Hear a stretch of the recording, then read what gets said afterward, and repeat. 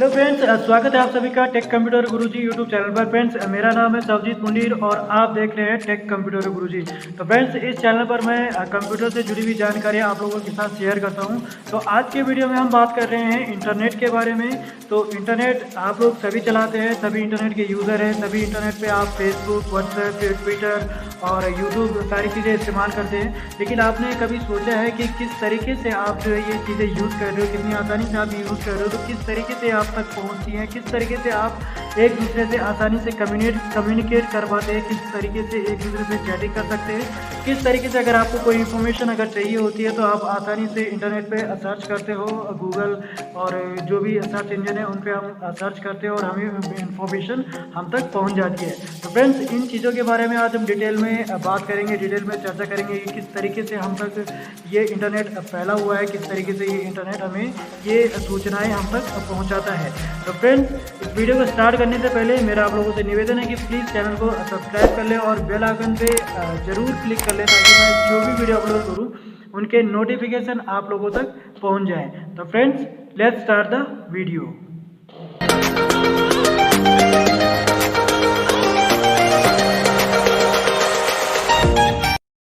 दोस्तों, आजकल हर कोई इंटरनेट चला रहा है, लगभग सभी लोग इंटरनेट के यूज़र हैं। लेकिन इंटरनेट को चलाते वक्त हम लोगों के दिमाग में कुछ विचार आते हैं, कुछ सवाल आते हैं। तो इनमें से 3 सवाल जो महत्वपूर्ण हैं इनके बारे हम आगे चल के चर्चा करते हैं। फर्स्ट जो सवाल हम लोगों के दिमाग में आता है वो है आपका, इंटरनेट क्या होता है? आखिरकार इंटरनेट होता क्या है? सेकंड जो सवाल हम लोगों के दिमाग में आता है वो होता है कि इंटरनेट का आविष्कारक कौन है? आखिर किसने इंटरनेट का आविष्कार किया है? और थर्ड जो मेन सवाल है वो है आपका, इंटरनेट का मालिक कौन है? आखिरकार किसका ये इंटरनेट है? कौन इंटरनेट का मालिक है? तो इन तीनों सवालों का जवाब हम आगे चल के ढूंढते हैं। फर्स्ट जो सवाल है, इंटरनेट क्या होता है? तो इंटरनेट आपका बहुत सारे नेटवर्क का एक अंतर्जाल है, इसीलिए हम इसे कह सकते हैं internet is network of network. For example, आपका कुछ कंप्यूटर का नेटवर्क ये है, कुछ नेटवर्क ये अगर बना हुआ है कुछ कंप्यूटर का, और कुछ कंप्यूटर्स का नेटवर्क ये है। अब ये जो तीनों हैं ये आप इंटरनेट में ये आपस में जुड़े हुए हैं। ये आपके टेलीफोन लाइंस और फाइबर ऑप्टिक केबल्स के थ्रू या सैटेलाइट के थ्रू आपस में जुड़े हुए हैं। तो इनको हम इंटरनेट कह सकते हैं क्योंकि इसमें बहुत सारे नेटवर्क्स ने अपने आप में जो भी हैं ये सारे के सारे आपका टेलीफोन लाइंस, आपकी फाइबर ऑप्टिक केबल्स, इनके थ्रू ये आपस में जुड़े हुए हैं और एक दूसरे को ये अगर डाटा शेयर करना चाहें तो आप ये भेज सकते हैं। ईमेल अगर इन्हें भेजना है तो ये ईमेल भेज सकते हैं। कोई सूचना अगर इन लोगों को भेजनी है तो ये लोग भेज सकते हैं। तो इस तरीके से हम इंटरनेट को नेटवर्क ऑफ नेटवर्क बोल सकते हैं। तो इंटरनेट एक जो है आपका वर्ल्ड वाइड नेटवर्क है जिसमें बहुत सारी कंट्रीज़ और बहुत सारे कंट्रीज़ के जो कंप्यूटर्स हैं वो आपके टेलीफोन लाइंस और सैटेलाइट के थ्रू आपस में कनेक्टेड हैं। तो अगर हमें एक कंट्री से दूसरे कंट्री में अगर हमें डेटा भेजना है या कुछ भी सूचना अगर हमें भेजनी है तो ये आपके केबल्स के थ्रू, आपके टेलीफोन लाइंस के थ्रू ये आप जो है डाटा को एक जगह से दूसरे स्थान पे भेज सकते हैं। तो इंटरनेट को हमें बोल सकते हैं कि ये 2 या 2 से अधिक कंप्यूटर्स को आपस में जोड़ता है। ठीक है, तो इसमें हम जो है डाटा को एक स्थान से दूसरी जगह, दूसरे कंप्यूटर में अगर हमें डेटा को भेजना है तो हम भेज सकते हैं। इसमें डेटा को हम आपस में शेयर कर सकते हैं, जैसे इस कंप्यूटर का डेटा हमें इस कंप्यूटर में भेजना है, इस कंप्यूटर का डेटा हमें इस कंप्यूटर में भेजना है, या इस डेटा को हमें कहीं दूसरे नेटवर्क में अगर हमें भेजना है तो हम इंटरनेट के थ्रू आपस में डेटा को शेयर कर सकते हैं, सूचनाओं का आदान प्रदान कर सकते हैं। तो इस तरीके की सुविधा हमें जो है नेटवर्क देता है। फ्रेंड्स, अगला जो इम्पोर्टेंट क्वेश्चन है वो है कि इंटरनेट पर हम क्या क्या कार्य कर सकते हैं, आखिरकार इंटरनेट पर क्या क्या कार्य हो सकते हैं। तो फ्रेंड्स, इंटरनेट के थ्रू हम अगर किसी को मेल भेजना है, अगर हमें कोई ईमेल क्रिएट करना है, कोई सूचना भेजनी है तो हम ईमेल के थ्रू भेज सकते हैं, जैसे जीमेल, याहू हो गया।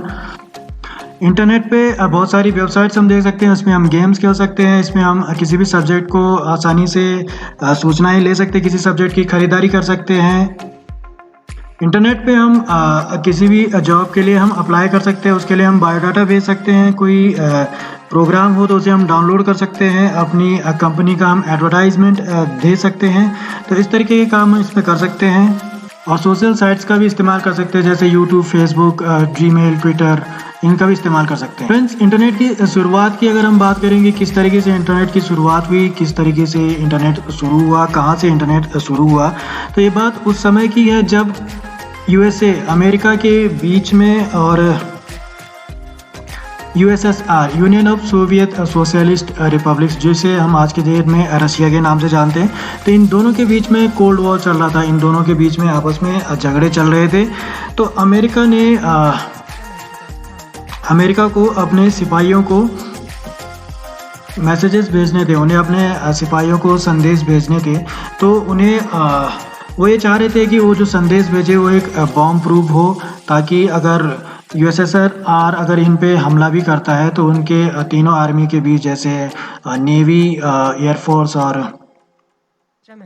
आर्मी के बीच में जो है आपस में समन्वय बना रहे, तालमेल बना रहे थे। उन्होंने वो जो माध्यम था वो निकाला था, उन्होंने इलेक्ट्रॉनिक टेक्स्ट। इस टेक्स्ट को उन्होंने जो है आर्पानेट के माध्यम से भेजा था। तो आर्पानेट की शुरुआत यहीं से हुई थी। तो आपका जो आर्पानेट था वो एक्चुअली अमेरिका की सुरक्षा एजेंसी थी, advance research project agency network. तो ये आपकी अमेरिका की सुरक्षा एजेंसी थी और इसी ने ही फर्स्ट नेटवर्क का इस्तेमाल किया था, नेटवर्क की शुरुआत की थी। आर्पानेट दुनिया का पहला नेटवर्क माना जाता है।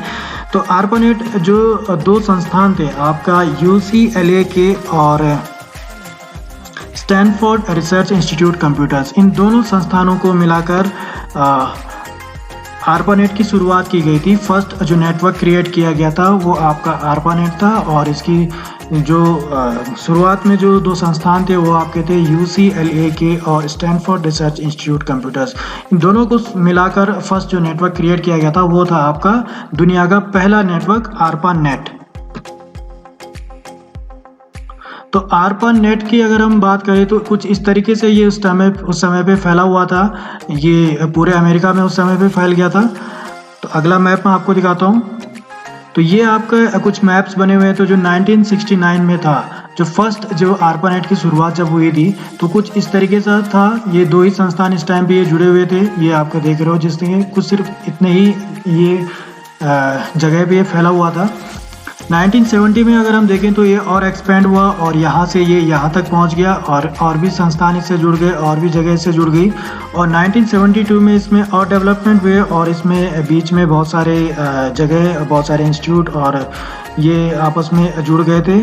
और 1977 के आते आते ये लगभग पूरे अमेरिका में फैल चुका था। लगभग आर्मी से निकल के आपके जो नॉर्मल इंस्टीट्यूट थे उनमें भी आपका नेटवर्किंग शुरू हो गई थी, इंटरनेट का इस्तेमाल शुरू हो गया था। बात करते हैं भारत की कि भारत में इंटरनेट की शुरुआत कब से हुई, कहाँ से हुई और किस तरीके से इंटरनेट की शुरुआत हुई। तो इंडिया में जो इंटरनेट आया वो आया आपका 1980 के दशक में, 1980 के दशक में जो है इंडिया में इंटरनेट की शुरुआत की गई थी।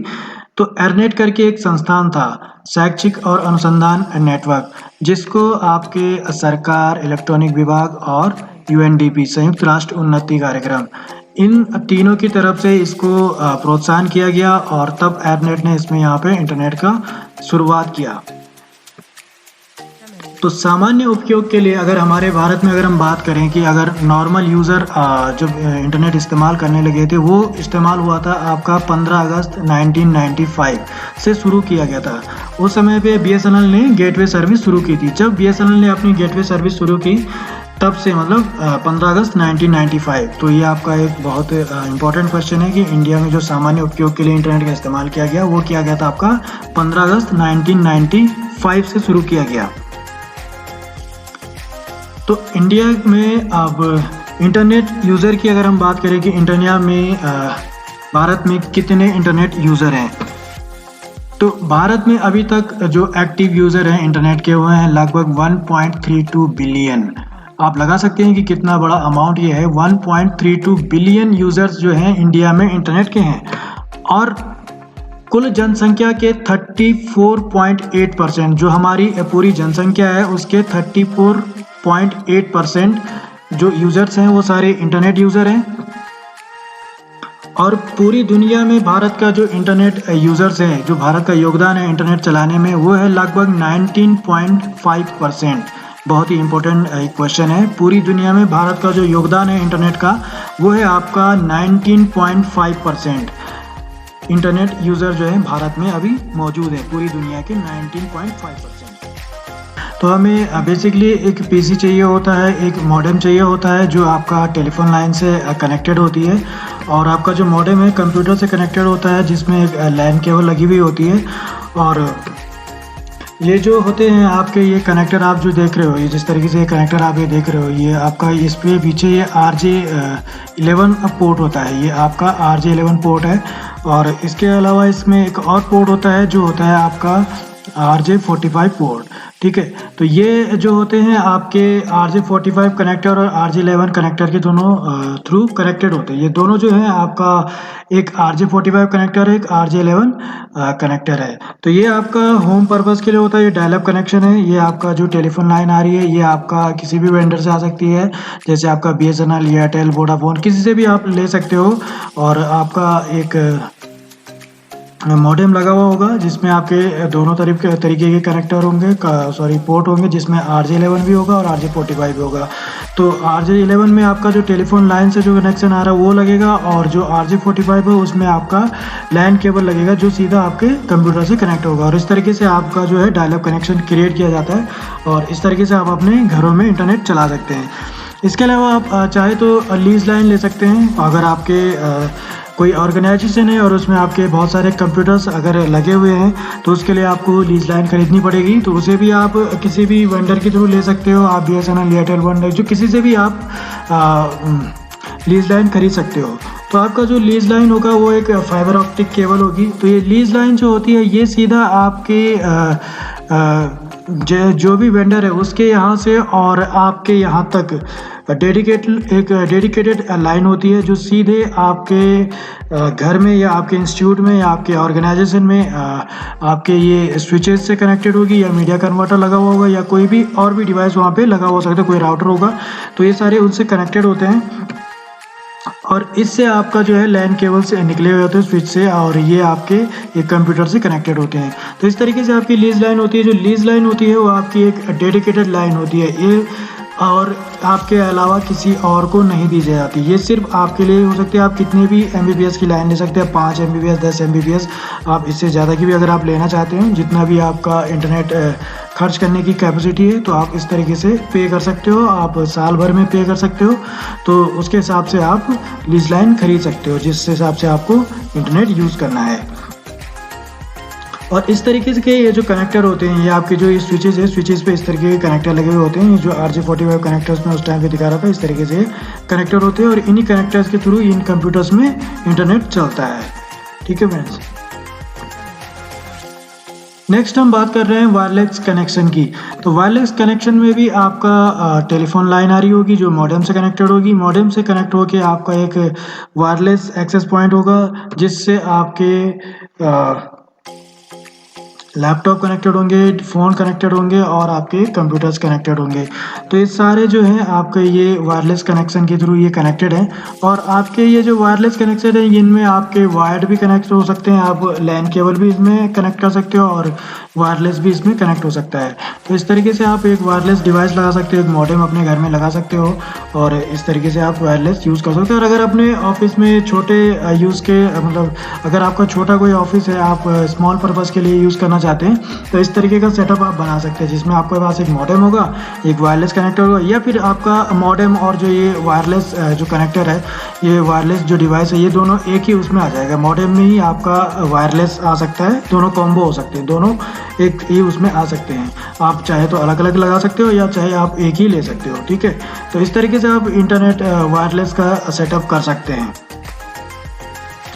फ्रेंड्स, वायरलेस कनेक्शन का आपका जो दूसरा उदाहरण है वो है आपके मोबाइल डिवाइसेस। आपका मोबाइल टावर लगा होगा जो किसी भी कंपनी का हो सकता है, उसके थ्रू आपके डायरेक्ट मोबाइल में जो इंटरनेट पहुंचता है वो आपका वायरलेस कनेक्शन का ही एक उदाहरण है, जो कि आपका जो है रेडियो एक्टिव किरणों के थ्रू आप तक पहुंचता है। ठीक है, तो फॉर एग्जाम्पल जैसे आपके मोबाइल है, आपने किसी BSNL, एयरटेल या किसी भी कंपनी का इंटरनेट का प्लान अगर आप लोगों ने डलवाया हुआ है तो उसके टावर से आप तक डायरेक्ट रेडियो एक्टिव किरणों के थ्रू आप तक जो इंटरनेट पहुंचता है और आप इसमें आसानी से इंटरनेट एक्सेस कर सकते हैं। तो ये भी एक आपका वायरलेस इंटरनेट कनेक्शन का एक उदाहरण है। उसके बाद आपके दिमाग में एक और क्वेश्चन आता है कि who is the owner of internet. Very important question, again ये भी एक बहुत इंपॉर्टेंट क्वेश्चन है कि आखिरकार इंटरनेट का मालिक कौन है। तो no one owns the internet. तो इंटरनेट का मालिक कोई नहीं है, ना ही कोई कंपनी इसकी मालिक है, ना ही कोई ऑर्गेनाइजेशन इसकी मालिक है, ना ही कोई सरकार मालिक है। ठीक है, तो आपके दिमाग में फिर भी ये क्वेश्चन आता है कि अगर इंटरनेट का मालिक कोई नहीं है, ना ही कोई कंपनी है, ना ही कोई ऑर्गेनाइजेशन है, ना ही कोई गवर्नमेंट है, तो आखिरकार इंटरनेट का मालिक है कौन, किस तरीके से इंटरनेट चलता है। तो फ्रेंड्स, इंटरनेट जो प्रोवाइड करती है वो हमारी ISP प्रोवाइड करवाती है।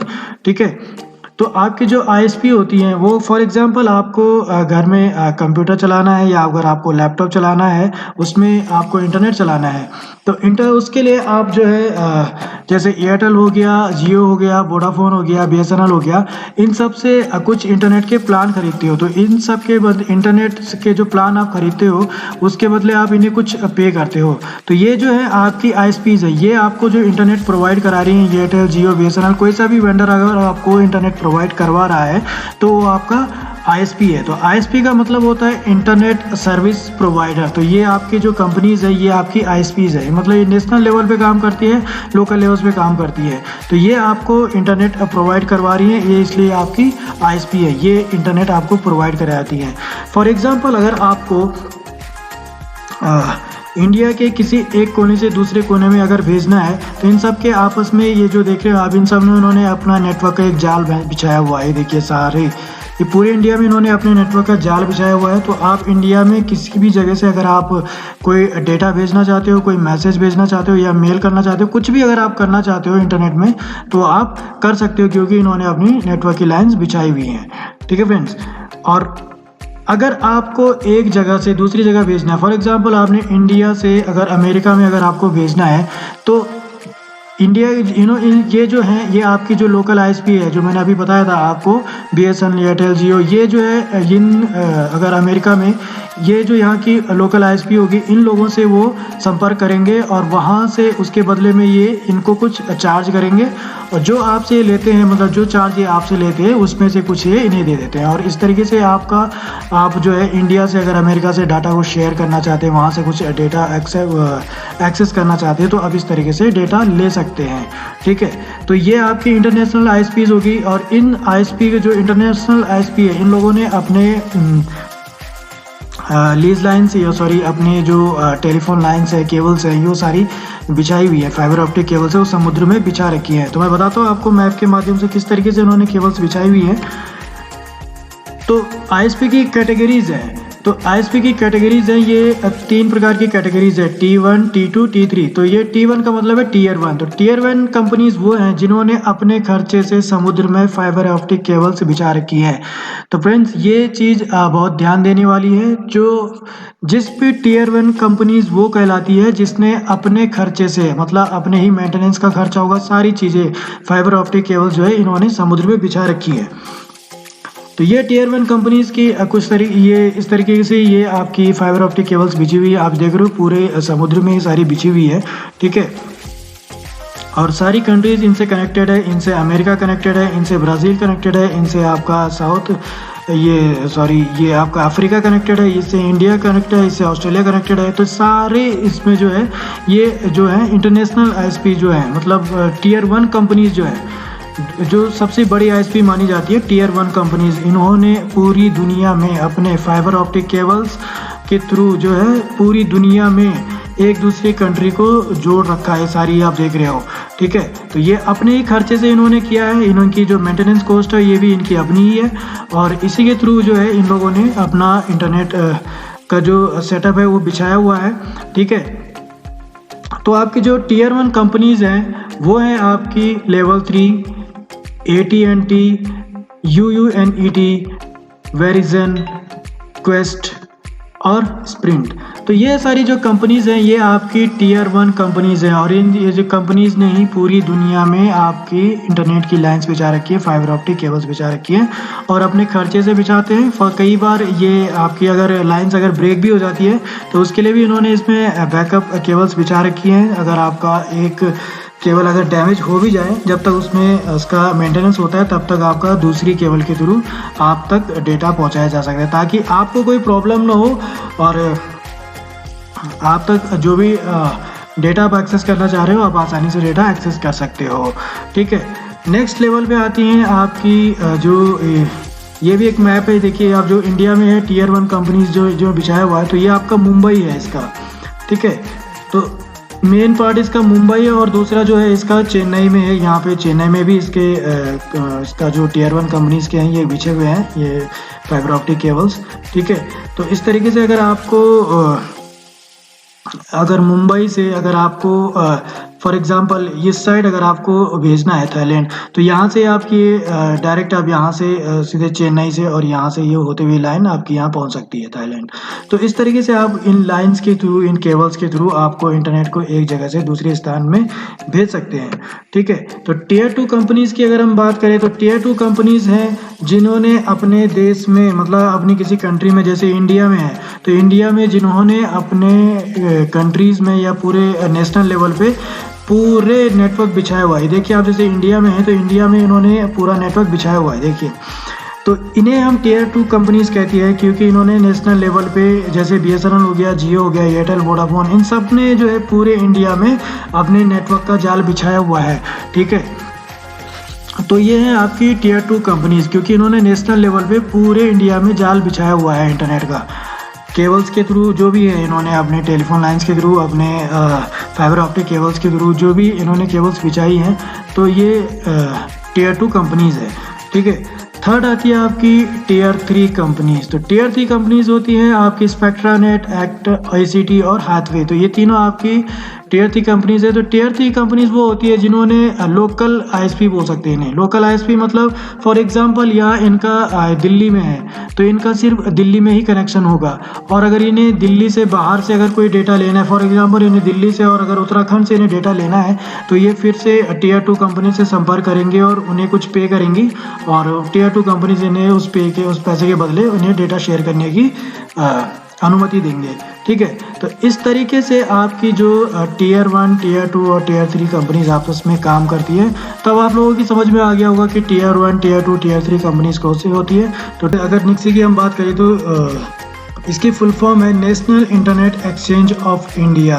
तो आज से पहले शायद आप लोगों ने ये नाम सुना नहीं होगा, लेकिन निक्सी जो है आपका इंडिया में जितने भी ISPs हैं, टीयर 2 और टीयर 3 जितने भी ISPs हैं, इन सब ने मिलकर निक्सी का निर्माण किया है।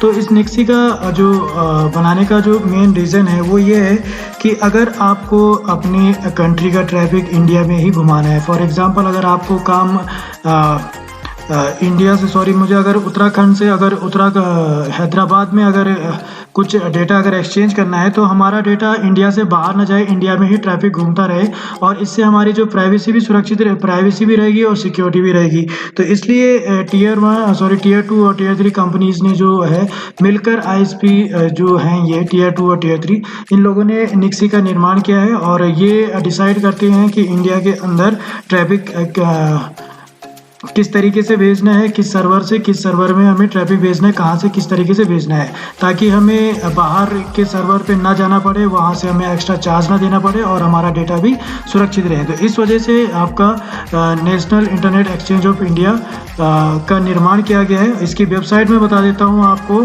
nixi.in।